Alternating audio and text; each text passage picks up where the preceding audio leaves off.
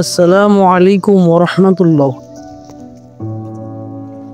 দেশ ও দেশের বাইরে সকল বন্ধুদেরকে জানাই শুভেচ্ছা ও অভিনন্দন। প্রিয় বন্ধুরা,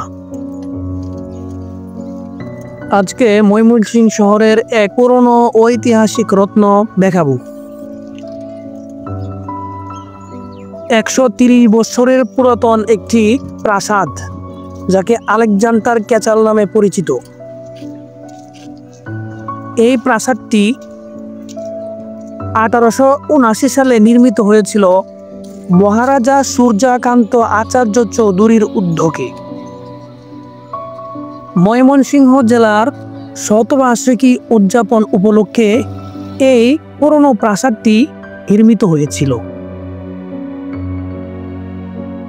এই প্রাসাদটি লোহার কুঠি নামেও পরিচিত রয়েছে, কারণ এতে প্রচুর লোহা ও কাঠের ব্যবহার করা হয়েছে। দেখুন, এই প্রাসাদটি এখনো আমাদের চোখের সামনে ইতিহাসের ছাপ ফেলে দাঁড়িয়ে আছে।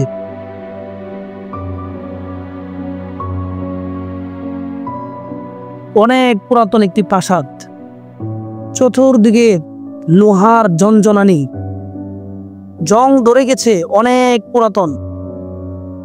এই যে দেখেন কত সুন্দর।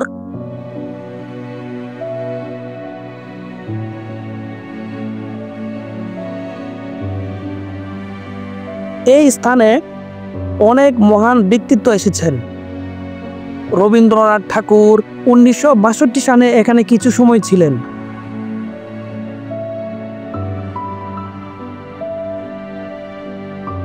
অন্যান্য অতিথিদের মধ্যে তিনি ছিলেন লর্ড কার্জন, চিরঞ্জন দাস ও কামাল পাশ এবং নওয়াব সলিমুল্লাহ।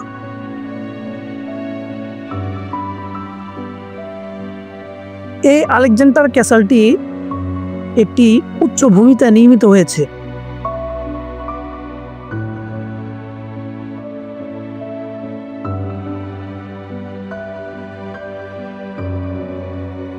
বন্ধুরা, এই প্রাসাদটি সংস্কার ও রক্ষণাবেক্ষণের অভাবে অনেকটা হাল ছেড়ে দিয়েছে। জং ধরার কারণে কিছু অংশ ভেঙে পড়েছে। কর্তৃপক্ষ নিষেধ করেছে এই আলেকজান্ডার ক্যাসলের আশেপাশে কোনো মানুষ যেন না যায়, কারণ এই প্রাসাদটির অনেক আগেই মেয়াদ উত্তীর্ণ হয়েছে। যে কোনো সময় এই প্রাসাদটি ধসে পড়তে পারে। তবে আপনারা চাইলে এই প্রাসাদের দূর থেকে পুরনো সৌন্দর্য উপভোগ করতে পারেন। এই যে দেখুন, প্রাসাদের দুই পাশে দুইটি মূর্তি স্থাপন করা হয়েছিল। চতুর্দিকে লোহা আর লোহা। তো বন্ধুরা, ভিডিওটি ভালো লাগলে লাইক, কমেন্ট, শেয়ার করে দিবেন। এমন আরো ঐতিহাসিক সৌন্দর্য ভিডিও পেতে অবশ্যই চ্যানেলটিকে সাবস্ক্রাইব করে পাশে থাকবেন। ধন্যবাদ।